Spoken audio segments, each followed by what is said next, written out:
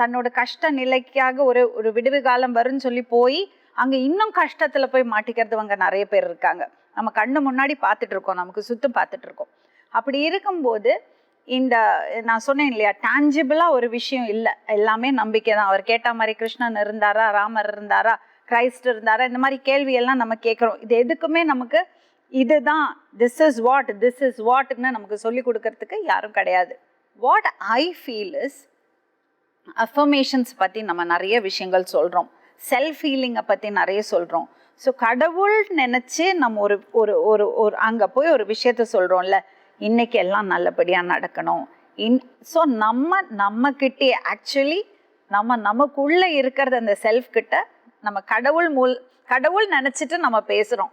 So when we affirm it, நம்ம ஆட்டோமேட்டிக்காக நமக்கு அதுக்கு தேவையான விஷயங்கள் எல்லாம் நம்ம பண்ணுறோம்.